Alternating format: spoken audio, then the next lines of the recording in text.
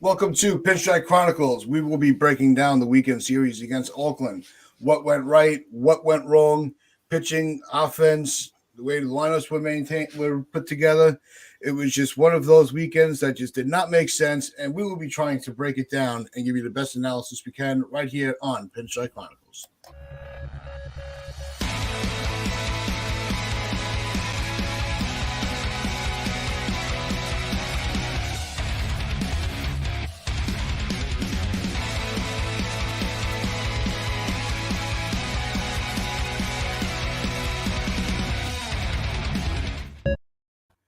All right, welcome back, everybody, to Pitchlight Chronicles. I am Tats. I'm here with Rob, and it was just, if there was one series that wrapped up the way that this team played for this season, it was this weekend. We had the first two games that the Yankees played a very crisp game. First game was a blowout, as you and Donald broke down on Friday, and then the last two games, it was what we've seen for the last couple of months, where the bats just went ice cold, and that's been pretty much their season. And it seems to me the way that they're playing this is pretty much what we're going to be getting. It doesn't seem like they're going to be able to go back to playing dominant baseball. I think this is just what we're stuck with. I would hope not. This series proved how much we needed Giancarlo Stanton, because the first two games, Judge looked more comfortable. They took him out. Then the offense didn't score. And then even yesterday he was there, but they didn't score up until like the eighth inning or whatever it was. But inconsistencies with the lineup is going to do that. You need to have that strong base, and they keep changing it. They kept changing it. And they score 13 runs the first game Stanton's back, and then they go ahead and do things differently the next day. And you're like, why are we doing this? Like, stop messing with the lineup. If it ain't broke, don't fix it. But they're going to keep experimenting because they feel like Oakland's a team you can do that against. But in all honesty, it didn't matter what lineup you put out there. You should not be getting shut down by two pitchers with ERAs over 5. You should not be doing it, especially against the Athletics. I know we've been really bad in Oakland and on the West Coast, but the Athletics are so bad this year that you getting embarrassed by them like that's pretty pathetic. We should not have split the series. We should have won this series. We should have swept them. And Oakland, once again, as many teams have in the last couple of months, humbled the Yankees. They need to put a run together, and this was the perfect trip to do it against two bad teams. And so far, we're off to a pretty rocky start. Yeah, it's really bizarre. I had actually, when you brought up the pitches from Oakland, and I was on with the Upper Deck show with Lynn Kendrick yesterday, and we had talked about the mentality of, we're seeing pitchers that are pretty much just getting their careers going, that you don't know, you expect that, all right, well, they've never pitched before, so let's just, they should be able to get lit up. And you also have, on the flip side of that, when we bring up, if you call up a pitcher on the Yankees, it's, like we got with Schmidt yesterday, even though it wasn't his debut, when you're bringing up a fresh arm, the way that analytics are now, you can't say, well, we haven't faced him before. With the analytics, there's a book on everybody. The Yankees should have been more prepared offensively for the pitching in Oakland.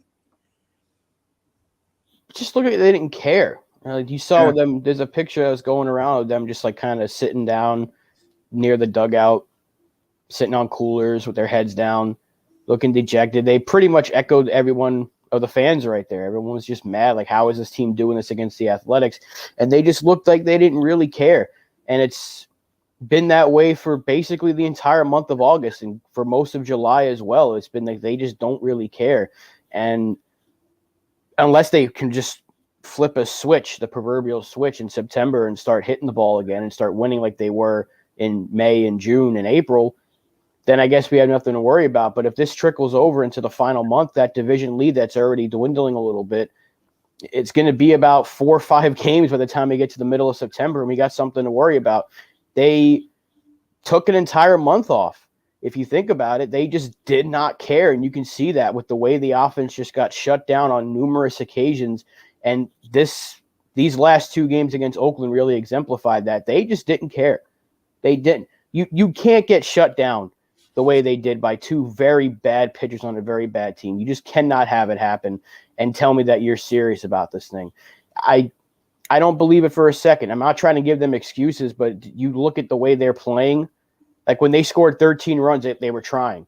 And they did it against one of the Oakland Athletics' better pitchers in Caprillion. Then they go ahead and they play two terrible pitchers, and they get shut down. It's just, did they care? Did they say, all right, well, we got our guys back. We're getting healthier. Let's just make sure we're ready for the month of September. But these are the games you should be winning. You should be able to roll over Oakland, even if you play poorly. And they played very poorly, and they got embarrassed.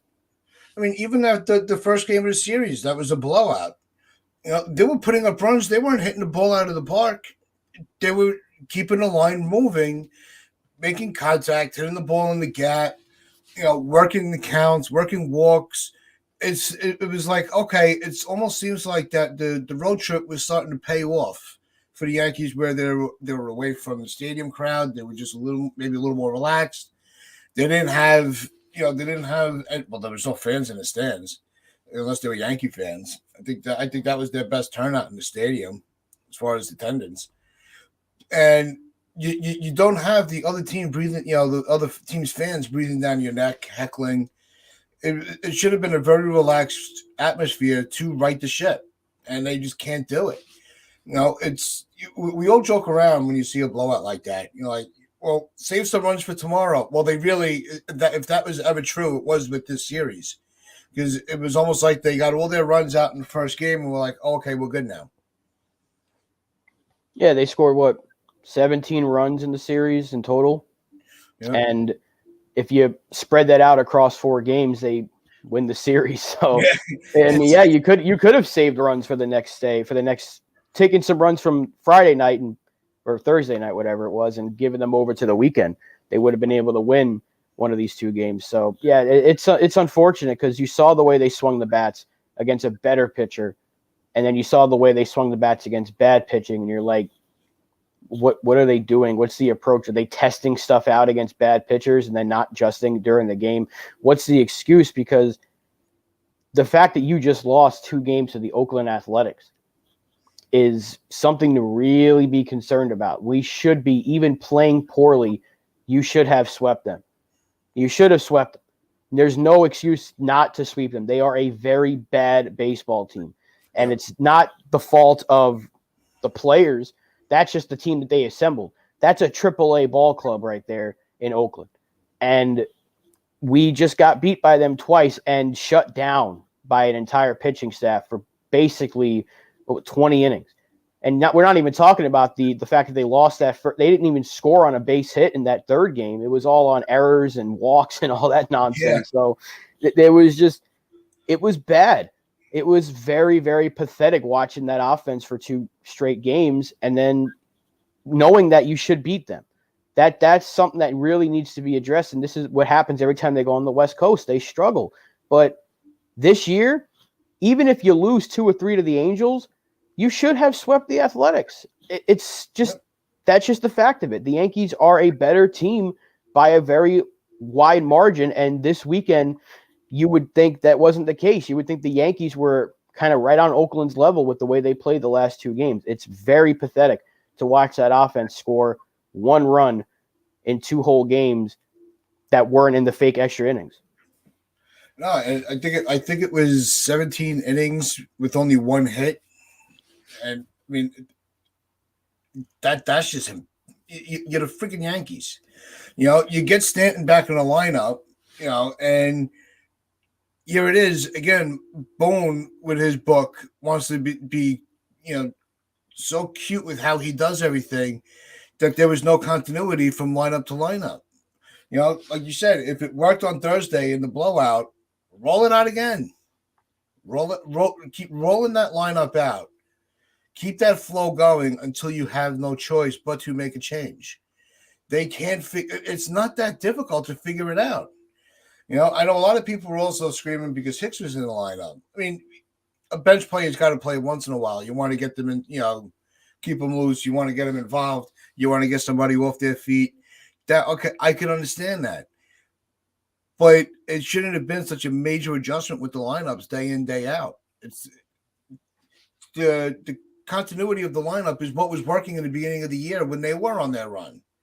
And all of a sudden now they're going back to they're so locked into bad habits because they think they're smarter than everybody. They're not.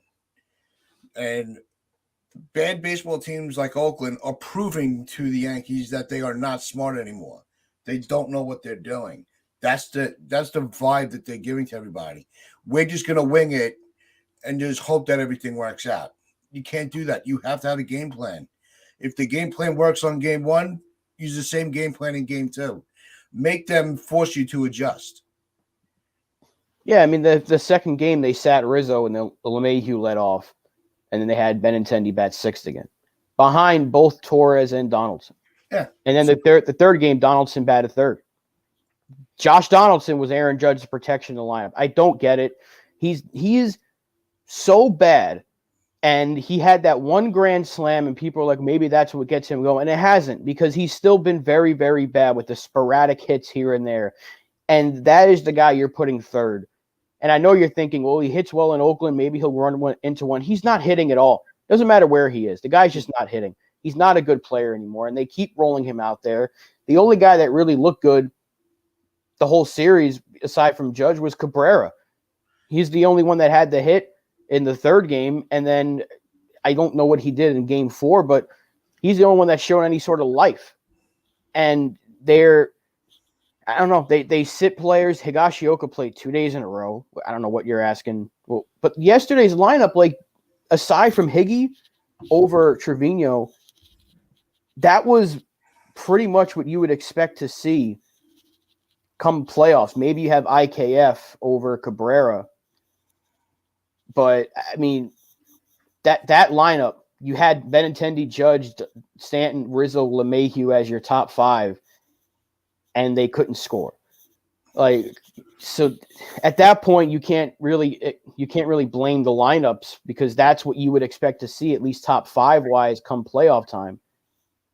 Aaron Hicks in center field, I'm not worried about that because he's not going to play in October. But he had the first hit. He got the first hit. So he shouldn't have played, but he's the only one that got a hit. He was the first one that did, at least. Yeah. But that top five got shut down. You can't have that. Cannot have that against Oakland. It's embarrassing. And I hate using that word over and over again, but it's embarrassing. Because that's the only word you could think of. Because, it's just, that's a natural, that's just how we're feeling. Yesterday Cabrera was 0 for 3 with a walk, 1 strikeout.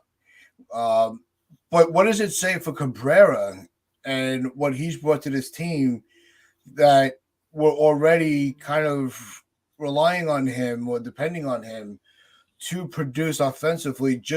His defense is fine. I think his defense is phenomenal. But it just shows how many holes are in this lineup that we're really now relying on a guy that, he's still using a map to get around the stadiums because that's how new he is. So, there's a lot of problems with this team that they just seem to want to just keep, sweeping under the rug, because you'll get a game again, like game one and game two, where the Yankees kind of handled their business. And it's like, oh, okay, we have nothing to worry about now. All the problems are fixed. Yeah, and it's like, you go to just keep breaking down. And they got to do something quick, because this is not a team that's going to make it past the first round of a playoff right now. Absolutely not. No, there's too many easy outs when they're swinging the bat like that. Yeah. Anthony Rizzo has not been hot since probably June or July, maybe like early July. He's been overall kind of, I would say, below average this year. If not for that really, really good April, his power numbers have been there, but his batting average is very, very low, and he's not giving you great at-bats like he once did. That's a guy that was going to, at least if he got out, he was grinding out every single at-bat. He's striking out a ton now. He's hitting pop-ups like crazy, and that's not Anthony Rizzo. You need him. And now, I know when Stanton's in there every single day, things are probably going to look a little bit different. They'll be able to have better at-bats, but you need Rizzo to step up. One of Torres and Donaldson have to get going. And Brian Cashman used the term, they don't have the lane for Oswald Peraza right now, yet you've sat IKF to play Cabrera at short, despite the fact that he's already shown you he can play right field just fine. What other lanes do you need to open up to let this guy, because Cabrera should be a perfect example that maybe calling up one of these kids can give you a spark. And yet, here's Peraza, still 4 hits yesterday in a doubleheader, sitting in AAA. Just sitting there. Not going to give him a chance. You don't need to dominate AAA every single day, because look at who was dominating AAA. It was Miguel Andujar, and that he came up and didn't do anything. So the fact that Peraza was struggling a little bit lately, they're like, well, that's why they're not going to call him up. Who cares? No. He's already proven to you he can hit minor league pitching. Why don't we see what he can do against the major league pitching? Because even Cabrera struggled at first, and now he's looking a lot more comfortable. He's putting together really good at-bats, and almost every at-bat's a good at-bat with him. Who's to say Peraza can't do the same? It's not like he can do any worse than what you're getting from Hicks and IKF and Donaldson and Torres right now, because those guys are getting 1 hit every 10 at-bats. So why not let Peraza come up and give him a shot? You have the extra spot coming up in September, and I just know it's going to be Locastro, or if Bader's healthy, they'll use it on Bader. But you still have Marwin Gonzalez taking up a roster spot, even though you know Cabrera can fill that role that he has on the roster. So call up Peraza. Give him a shot. Let it ride from September on, and maybe you found your shortstop of the future, and that provides a good problem to have with Volpe. Do we move him to second? Do we move him to third? Or do we explore trading one of these guys? You know, it opens up possibilities, but you're never going to know unless you give the kid a shot. And with the struggling offense, you just scored 2 runs against the Oakland Athletics in 2 straight games. Maybe it's time to finally give this kid and open up that lane that's apparently not there. No, it's the whole thing with the prospects that really has me scratching my head is other teams that are in contention and are making playoff runs have made the adjustments that they need to get their team over that over the edge a little bit. And the Yankees, it just seems like, did they think that calling up Cabrera, giving Florial another chance, on the pitching aspect, bringing Schmidt up and Weishart, you're not fooling us. We know what you're going to do. We know as soon as guys come healthy, you're just going to send these kids back down. And it's the up and down, like we used to always complain about years ago with the whole Scranton shuttle. It just creates more problems because, again, it all comes down to especially in professional sports, it's all about continuity. And the Yankees do not understand that concept. It's, what we're going to keep shuffling it up so nobody knows how to prepare for us. No, that's a terrible way to look at, to game plan. You have to have faith in if these players are not being called up, that just says that you have no faith in your developmental system, that they can't handle the major league level yet. And there are players that do need a little more conditioning. Understand that. But when you have guys tearing it up like Peraza, and give him a chance. Marwin, like you said, whether you have him on the bench or Gonzalez, you want to bring it. You want to bring these guys up, and you want to be able to play them. Got it. We don't want anybody called up just to sit on the bench. Put IKF on the bench. Have IKF be your infield, utility guy. Put Peraza at shortstop. You got Cabrera in right field. And now you just expanded your bench where you can get a guy like IKF in the late innings that can put the bat on the ball. It's not rocket science. It's not. And the way that they treat some of these prospects with being called up and down, I mean, Florial is a perfect example. They called him up saying maybe he can provide a spark, and they sat him immediately. Like after 2 games, they sat him until Stanton came back, which I knew it was going to happen. I was like, I don't want this to be the case, but I know he was the one who was going to get sent down because they have not, for whatever reason, decided Marvin Gonzalez doesn't need to be here anymore. Like, Cabrera should have proven to you that we don't need Marvin anymore because he doesn't hit. Marvin Gonzalez has, like, I think 4 hits in the last couple of months. He's just not doing anything. He's not providing good defense. It's not like he runs the bases very well. It's not like he's a Gold Glover at multiple places anymore. So why not? If Cabrera can do that, you don't need Marwin. They're basically the same player, just years apart in terms of age. Cabrera has the upside where Marvin Gonzalez, he's a declining player whose best year came with the help of a trash can. So it's just, why are we married to him right now? I get what he did for us early in the year. He was fine because he was a minor league signing and he ended up being better than we expected. But now he's just taken up a roster spot, and you can at least see what you have in Peraza. You didn't trade him. We've said this since the deadline. You didn't move him. Why aren't you using him? You're telling me that IKF has been that good in your mind that you just simply can't move him out of the shortstop position, yet you just sat him yesterday against Oakland to put Cabrera over there at short. So you're telling me that Peraza can't do that, and you can't put Cabrera in right field because you're going to DH Stanton more often than not. And Cabrera's already shown you he can play second, he can play third, he can play everywhere if you need him to. So there should be no reason to be like, well, we want to have Donaldson out there. Who cares? Donaldson doesn't need to be out there. His defense is fine, but his offense isn't there. So put Cabrera at third if you need to put Stanton in the outfield and you want to DH somebody. You can maneuver this lineup around, and you can still use IKF. You still could. He can start at shortstop. You can start him at third. You can play him, for all I care, as a pinch runner late innings. I don't care. You can still use him. And they just don't want to give Peraza a shot. And then you talk about Clark Schmidt. They didn't use him as a starter all year. It's his second start of the season. And he just pitched 3 innings out of the bullpen like a few nights ago. So now they're asking him to start on short rest. He still has not gotten used to this pitching every 5th day thing, because when they do that in the minors, he ends up getting called back up anyway to pitch out of the bullpen. That's why I said when he got called up again, I was like, just keep him in the bullpen. Yeah. Because at least he's more used to that role at the major league level. If you try to get him to start at the major league level, at this point, Herman's already pitching well enough. I know he's filling in for Nestor right now, but what did you expect Clark Schmidt to do? He's just pitched a few days ago. He's not pitching on normal rest, and he's not used to this pitching every 5th day thing at the major league level, and he's barely used to it in AAA, and he did not pitch well.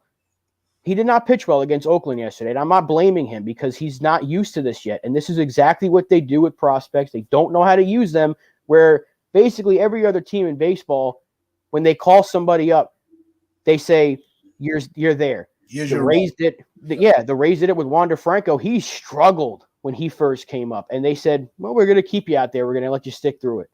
And he's hurt now, but he got a huge extension because he played really, really well. Yep. Julio Rodriguez just got an amazingly interesting contract with the Mariners because they called him up right out of the spring. They said, it's your job, and he's been outstanding, and they reward him for it. The Yankees, they call somebody up, and aside from Cabrera, who's basically played every single day, they call somebody up, and they just – I don't want to say that word, but they mess them around all the time. So it's only them. Like, I don't see any other team in baseball doing this. It's very annoying how they treat prospects, and they don't want to trade the guys, and they don't want to use the guys. Yet Brian Cashman's getting like applauded for his job as general manager by so many people, and he's probably going to be back next year. It's just going to be more of the same. Call these guys up, see what you have. Yeah, because as far as with Brian Cashman and the call-ups, we're going to have time today, so I want to take a little side trip with the extensions that some of the players get. But it was almost like everybody else, and we had talked about it when Donald was with us too, is they brought up Cabrera and Florial because everybody else was. They weren't trying to, make a statement that, these kids are ready, we're going to give them a chance. Brian, Cashman needed the pressure off of him from the fans. Why aren't you bringing? Well, look, I brought up Cabrera. I'm giving the kids a chance. Like it's almost like you could already guess his, what his press conferences are going to sound like word for word. And when your GM is that predictable, there's a problem. But you brought up some of the extensions that these players get with Wander Franco and right now with the Julio Rodriguez, which is good for him. The contracts for Acuna and Tatis, despite his mistake this year, they're investing quickly into their talent. The Yankees don't want to do that, and should the Yankees be taking taking a look at how some of these other teams operate with these with these early extensions, when because now you have yourself in a jam with Judge, where we had said all you had to do was buy out his arbitration, and you would have had him on a very, very fair deal, especially because he was having issues with staying on the field. And I know it's really hard to give somebody a contract when they're shown that they're not be able to be in the lineup for 162 games. But you saw that the injuries from Judge were not because he was mishandling his body. He was playing hard. I think that dive for the ball that he cracked his rib. Should the Yankees just be taking a little more time to say, you know what, let's buy out these? They did it for Severino, they did it for Hicks, but the superstars, they're like, nah, we're just gonna ride them out. We don't want to pay them. They don't call players up soon enough to do that. Like Seattle, they gave the keys to the kingdom to him day one. They called him up right out of the spring, and he said, okay. And he proved them right. They said, go out there and do it, and he did it. And he's an amazing player, and he's going to be one of the faces of baseball, and he's already basically at that point, and he's going to end up being one of the better players in the whole game very, very soon. But the Yankees don't do that. They don't call up these guys. Like ideally, Peraza would have been called up at the start of the year because I thought he was ready. Maybe he needed a little more seasoning in AAA, but I think he got hurt early in the year. But next year, I think Volpe should be up with the team. I really do. I think Volpe should be up because I have a feeling they're going to trade Peraza since they're not calling him up. And unless they do it in September, which is going to be a very small sample size for one guy, they might look to trade him. So if that's the case, go and give the shortstop position next year to Anthony Volpe. And if he plays well, like you expect him to, because you've given him the keys. You said, you're the future. We're not moving you for anybody. You better reward him. If he balls out the way Rodriguez did this year, the way Tatis did in his first year, and they got rewarded for it, the Yankees better say, okay, well, we're going to do the same with you, because they can't afford to wait like they did with Aaron Judge, who is top 3 player in baseball, and you might lose him because you mishandled him. And again, with the injuries, like you said, those were freak injuries with him. He cracked a rib diving for a ball. He got hit on the wrist, and people are calling him injury prone. It's like, I want you to get hit on the hand from a 90-mile-an-hour fastball and tell me how you feel the next day. So it's not like he's taken a step and, it's like, oh, my back. It's not like he's dealing with chronic back issues and things that his body's just deteriorating. He's getting hurt playing the game of baseball the way everyone wants to see players play the game of baseball. He's playing hard. And when you get hit by a pitch, you can't ever expect anybody to be, unless he's getting hit by like a 50-mile-an-hour soft pitch, like on the tushy. You're not going to be like, he's out for a month. No, you're like, okay, you're going to be fine. But you're getting hit by high heat on the hand. Remember what happened to Granderson back in 2013? Yep. Like the same thing. So he has never been injury prone, and he's just been really, really good when he's been out there. The Yankees should have rewarded him immediately after his rookie year. And now they've got themselves in a dilemma. I still think they re-signed him, but they backed themselves into a corner where now he's in control of these contract negotiations. He's saying, well, you waited till my contract year, even though they made him a good offer, I think. But now he's even better than he's ever been.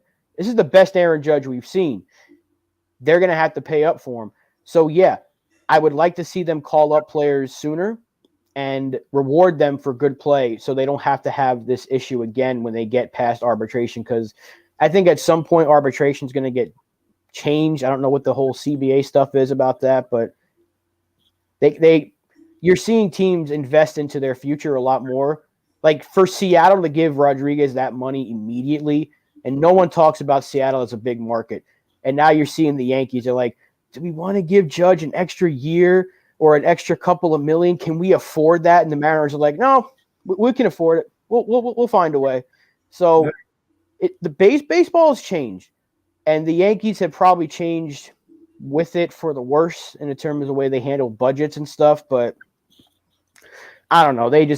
They never call up guys like right out of the gate, and I want to see them do that, because if you're not going to move these guys for players like Juan Soto, who is available, use them, please.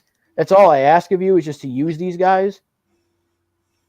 Yeah, no, it's exactly. It's the other play. One of the other players that we saw that got ruined, and we always go back to Chamberlain and Phil Hughes, and that's old. That's old era. But even more recently, look at what happened with David Garcia. He was another pitcher that was supposed to be primed for the rotation, the middle to the end, back of the rotation. They ruined him, by wanting to get too analytical. It's not analytics is supposed to be a tool, not a way of life. And I think that's where baseball is kind of going awry and losing people. For dinosaur mentality fans like me, that I'm not a big fan of the analytics. I understand why they're there. I understand how they can help. I understand also how they can be used to hurt a player. So when you go too analytical, you kind of make yourselves a little boring, and and everybody starts to tune you out. So I think that the biggest mistake they made was not giving Judge the deal off his rookie year. It's going to come back. It's going to bite him in the butt. It really is. There's no way around that now. Because Judge gambled on himself, and he is beating the house on his bet, and the house is going to have to pay big. And if the Yankees, the Yankees have to give it to him. I don't think that they will, but they have to. You can't not sign this guy. He is like you said, he's top 3 or top 5, depending on which fan base you're listening to, or what type of fan you're listening to. Because some fans are just really dialed into all the teams and understand Judge's value. He needs that contract. The Yankees are they're going to suffer for it. They all understand his value. So they got to pay him. That's all I can keep. That's all I feel. Those are the only words that keep coming out of my mouth. Pay the man. He's already hit 40. He goes at 49 now. It's like, well, it's he's just motivated because it's his, it's his contract year. But I want to remind everybody, this is a guy that hit 52 home runs in his rookie year with a month slump of power. So he could have beaten Maris's home run record in his rookie year. And the Yankees, I'm convinced, even if he did that, they would still hold off on paying that guy. The Yankees need him.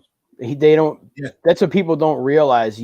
They're only going to go as far as Aaron Judge takes them. When Judge struggles, everybody struggles, because they don't have another bat in this lineup besides Stanton, who when he gets hot, you can't get him out.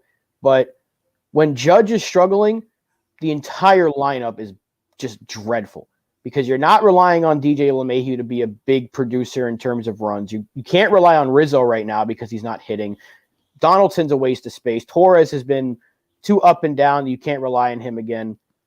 Aaron Hicks is Aaron Hicks. Trevino's not that player. IKF's not that player. You can't expect that to be Cabrera, because you don't know what he is yet, because he's only been up here for 10 games. So you're not getting Benintendi's not that guy either. So it's Aaron Judge, and you're only going to go as far as Aaron Judge takes you. When he's hot, the rest of the lineup is hot. The rest of the lineup just trickles down from it. Because when Stanton's hitting behind him, Judge will get pitches to hit.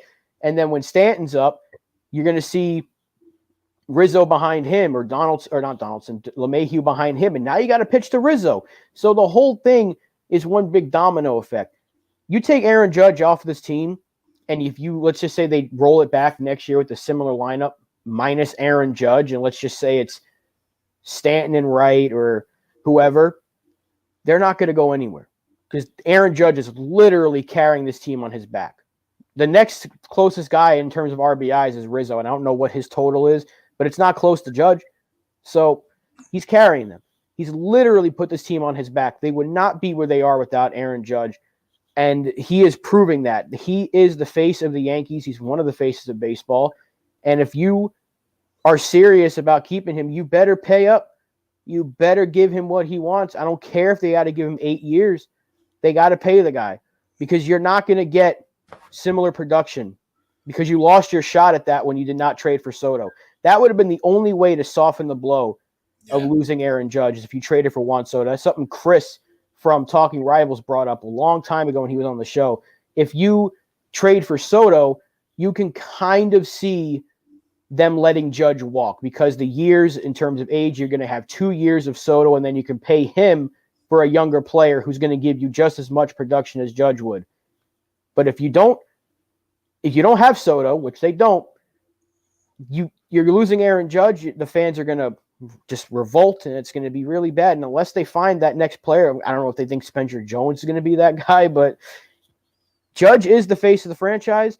He is the best player on the team. He's one of the best players in baseball, and he deserves the money that he's going to command. He better get it, or the Yankees are going to be in for a very, very rough offseason.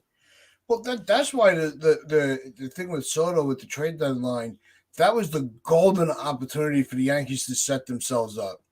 Because even if they did trade for Soto, say they pulled off the trade, and you have Stanton and you have Judge and Soto in the lineup, you still had 2 years before you had to commit to a contract for Soto. So what you could have done is say you were able to get Judge to sign, a contract. You weren't locked into Soto for long term. You could have always, tried to repackage him for something better, before you had to pay him. So that's why the Yankees, that's one of the reasons I wanted Soto so bad, because it would have given the Yankees so many more options. You could have, traded the farm and then traded back for the farm, if you really needed to. So Cashman screwed that up. They didn't even have to do that. They could have kept him and then still signed him because the financials add up. You think about next year, Rizzo's money is probably gone. He might opt out. 2 years or another after next year, Donaldson's off the books. Chapman comes off the books this year. Britton's off the books this year. You can move Aaron Hicks if you have to eat some money. Severino's off the books this year. You have ways to move money around because you're paying a lot of guys very cheap-ish contracts right now. That's why they moved Montgomery, because he's going to get a little bit of bump in pay in arbitration. So they moved him before they have to deal with that. This was the perfect time because they have so many guys in the bullpen there to get lower contracts because they're so early in their careers. They don't have to worry about that right now. And you can always find bullpen help. The main thing is getting your rotation set, and then the money, it was there. It's the Yankees, first of all. But even if they want to operate on that budget, look at all the money that's going to be coming off the books in the next couple of years. Just the next year or two with like the players I just mentioned. But Chapman and Donaldson especially, that's so much coming off the books. And even if you give Judge $35 a year next year, and then 2 years from now you give Soto 40-something, which is going to end up being the case, you can afford it. I know they don't want to, but if that was the case, you shouldn't have paid DJ LeMahieu when you did. You shouldn't have paid Garrett Cole when you did if you knew you were going to operate on this budget and you didn't want to lock yourself into too many big deals. But you're the Yankees, so you should be able, if there's any team in baseball that should be able to do it, it's you. It's the Yankees, the Dodgers, and it's a couple of other teams that are willing to do it. Soto is killing the ball right now. The guy's got like a near 500 on base because they just don't want to pitch to him. And that's a lineup that has Manny Machado in it. They don't want to pitch to him. Now imagine him in the Yankee lineup in between Judge and Stanton. Who do you pitch to there? Yeah. That's what it is. It would have been such a statement. it would have been such a statement to baseball saying, you know what, we are not going to be denied anymore. We don't care what the cost is. We are going to operate like the Yankees. But that era is gone. It's a shame to say it like that, but that era of the boss, it's officially gone. Because that move would have been made. As soon as it hit the wire, George would have had it figured out. So, but I want to get into the pitching rotation because we have seen them kind of stay on track, and they have been, aside from Schmidt last night, which you which you got into, with kind of misusing him as a spot starter because of Cortez going down. The lineup, the rotation with Cole and Herman. Herman's really building his stock in this rotation. As much as we can, it's almost like an automatic preface you have to say with him. As much as we can't stand him, he is pitching. He's just been lights out. He's really stepped up as one of our reliable starters in the rotation. I would actually put him behind Cole at this point. I mean, if you're going by the last month or whatever, the best starter was Nestor, and then it's Herman. Cole's been like your third best guy over the last month because Cole's been terrible.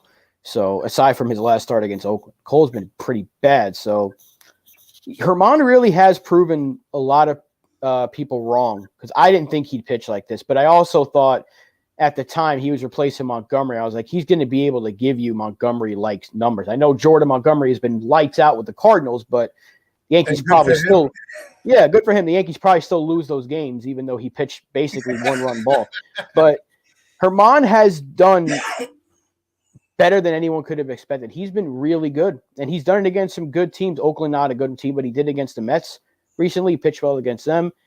He's kept you in ball games. After his first start against Houston where he was terrible, he's kept you in ball games, and that's all you can ask him. He's gotten better and better. Good for him.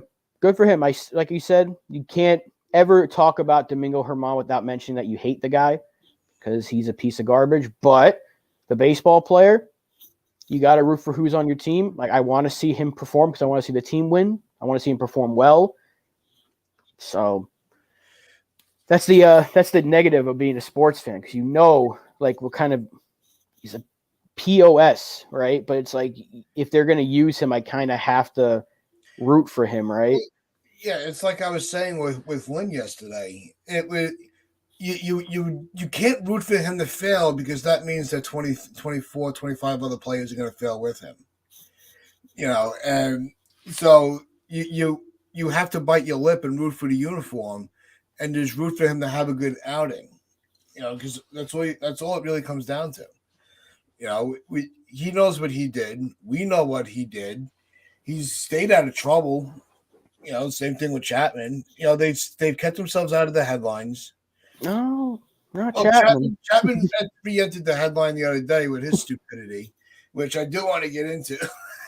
But it was, I think he's on his way to redeeming himself. He's got a long way to go because due to the situation that happened, but he is redeeming himself in a way. In the sport term, yeah. In the eye of sports fans or Yankee fans, you're like, okay, I guess you can redeem yourself in that sense because he served his suspension from baseball. He did everything that he was supposed to, and he's come back and he's just performing well. But in terms of like life outside of baseball, I don't think you can ever redeem yourself from that. But, that's another topic for another conversation. Yeah. But if we're keeping it just in the scope of baseball, yeah, I guess you can say he's redeeming himself because when you win, people forget about everything, but you can't forget about what he did. There's always going to be kind of that black cloud over him is we know everyone knows what you did and it's never going to leave you. And it's just up to him to, I guess, for the 3 hours of a ball game that he pitches to let people try to forget about it.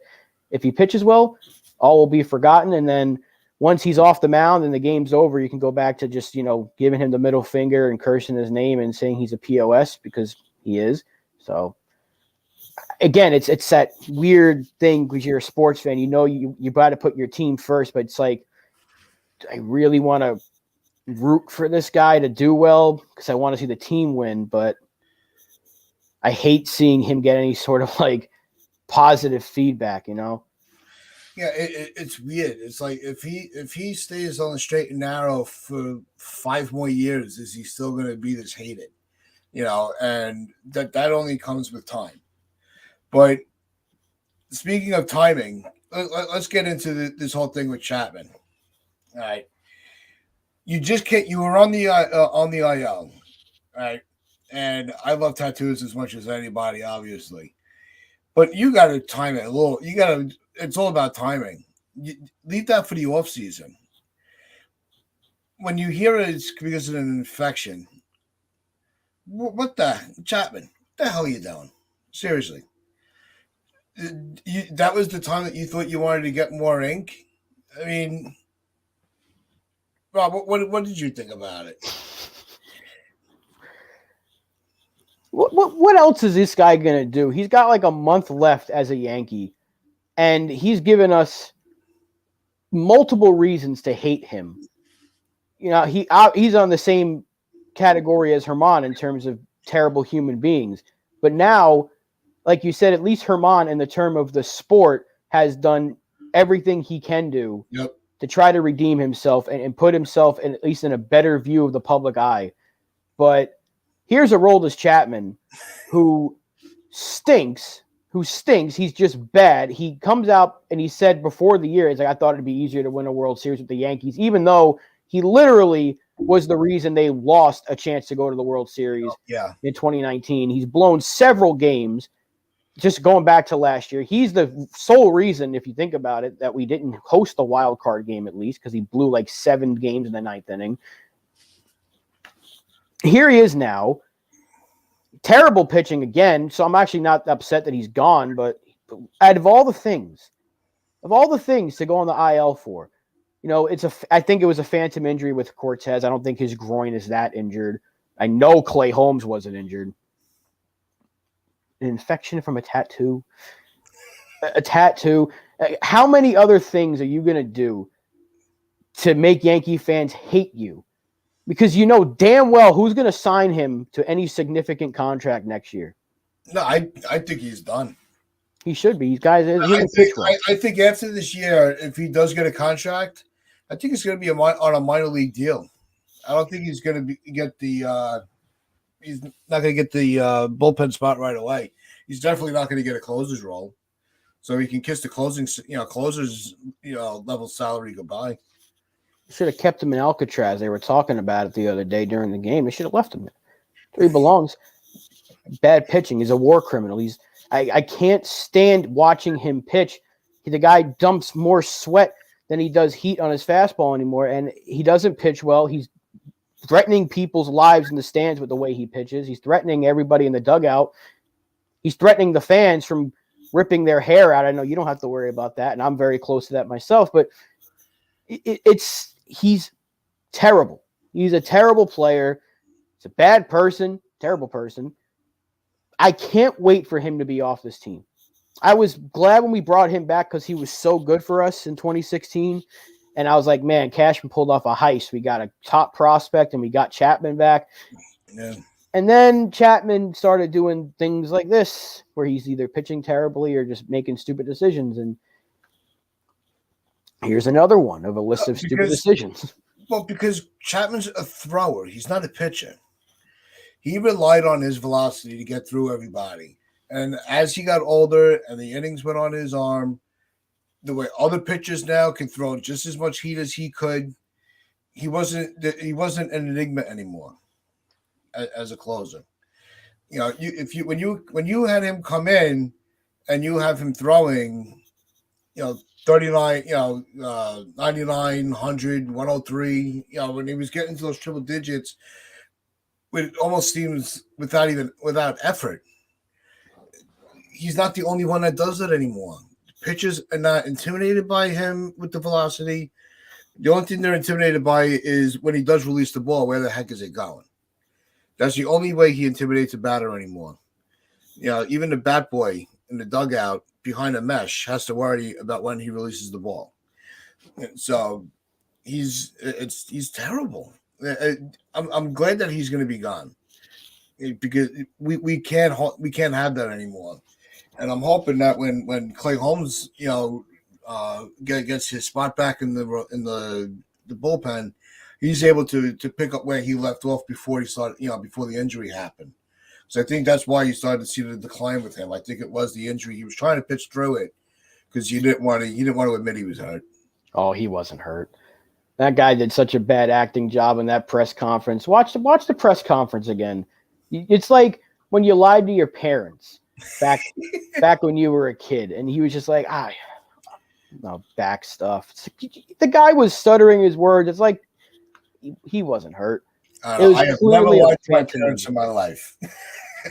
Did not see. Now you're lying to me. Look, everyone has lied to their parents at some point. Everyone has lied about something at some point. And when you can't think of a good lie, you start to do the things that Clay Holmes did in that press conference. They're like, what's happening? He goes, kind of tweaked up or whatever he said. And he's like, come on, man. If they gave you a script, memorize it. Yeah. He wasn't hurt. He was just pitching really poorly. And the Yankees said, we've used you a lot. Let's give you some time off. They do it all the time, these phantom IL injuries where a player has very basic thing. Oh, his back stiffened up.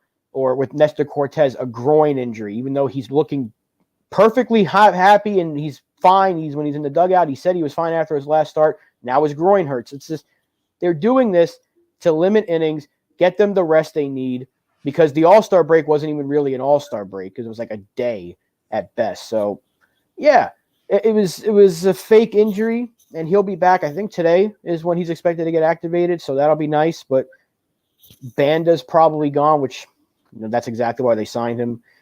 Chapman's hopefully gone for the rest of the year. I hope that infection lasts till the end of the season, and then it heals up, and he can go pitch somewhere else next year, some men's league. I don't know.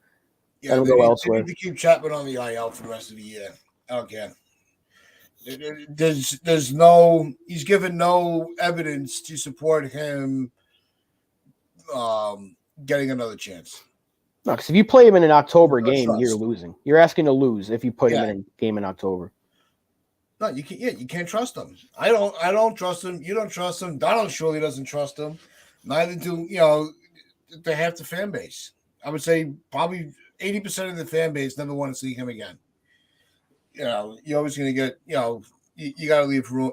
Nothing's guaranteed. There's always going to be one.